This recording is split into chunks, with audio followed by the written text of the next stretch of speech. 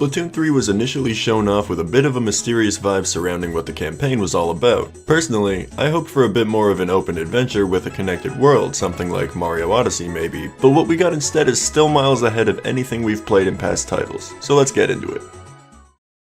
Off the bat, we have an introductory set of levels in an area you don't ever have to come back to. Here we get to experience how getting through the world works, as well as opening new levels and playing through them, of course. The cool part about moving through the world is that you need a certain amount of orange fish eggs here to get rid of these fuzzy sections one at a time. Once we get further into the rest of the world, this becomes a really cool feature to play with, as sometimes you can progress all the way to the end of a world without playing any of the levels at all if you've saved up your eggs from previous areas. Besides just destroying this fuzzy goo though, the worlds we have to explore in the campaign here are way better than the worlds in Splatoon 1 or 2. They're so diverse from world to world, and there are a ton of ways to get around, so you can choose which places you want to unlock first and still make a ton of progress towards the end goal. And the theming is just really good. It's all like industrial wasteland, abandoned civilization vibes, and it's really cool to run and swim around. Not to mention, with all of this, they follow the Splatoon 3 trend of making load times almost nothing, so jumping from world to world to get all the collectibles you haven't found is pretty seamless. Getting into the levels though, it's actually quite interesting. Here to start a level we have the Splatoon 2 Octo expansion type room where we can choose a loadout from what's available, sometimes pay a price to attempt a challenge stage, and mess around to make sure you're ready for the mission. I'm glad they brought this back because even from the Octo expansion, I thought this was a really solid system. Getting out of the starting room though, these levels are all just as creative, or more creative than Splatoon 2 in my opinion. Somehow they still find new ways to use even old power-ups and weapons to do new and interesting things. This really is just a great game to explore possibilities in. If only we'd get a Splatoon level maker somehow.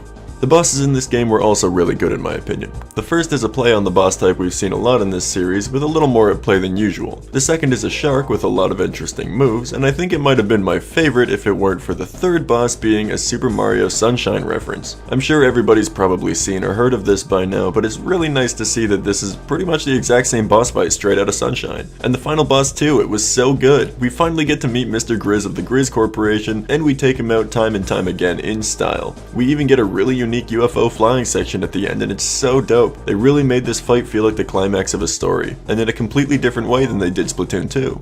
Overall, I think this game's campaign is long and away the best in the series. I did beat the final level as well, the one that unlocks after you beat every stage of the game. It took me about an hour, but now I've got this bear headband to show for it, which I love. If you liked this video, be sure to like the video, and I'll see you in my next one.